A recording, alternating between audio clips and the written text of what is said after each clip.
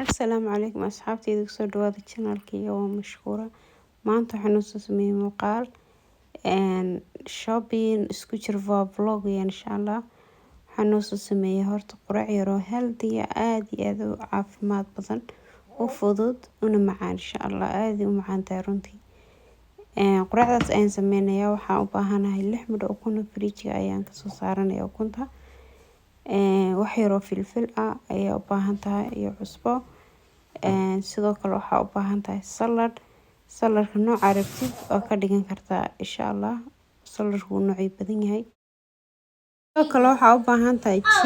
cheese ali cheese ku yaala ani cheese rootiga la dhex dhigto ayaan ku darsan la isku cunayaa saladkaas markaan sameeyo marka intaas ayaa la isku cunayaa aad iyo aad u fiican tahay una fududahay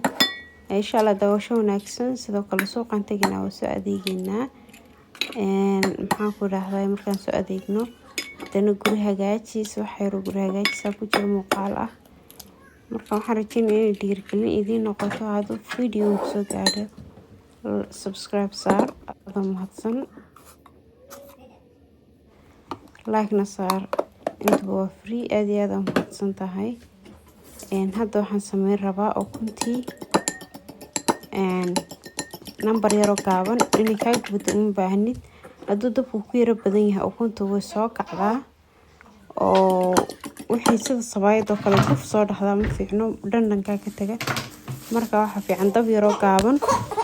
oo waqtigeeda ay qaadato markay bislaanayso tartiib ay u bislaato insha Allah ay bislaato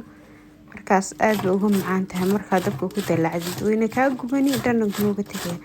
marka insha Allah daawasho wanaagsan saladkaas ayaa lagu cunayaa muuqaalka waa muuqaal aan isleeyahay oo dhiirigelin quraac yar oo khatar ah kadib quraacda marka cunto gurigaaga dhagdhag ka siiso shoppingkaaga iska tag ama soo lugay ama quraan akhriso walba qof walba routiinkiisu yahay insha Allah aad iyo aad mahadsantiin daawasho wanaagsan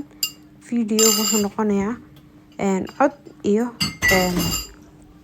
qayb aan hadlayo qayb aanan hadlaynin marka insha Allah ila socdo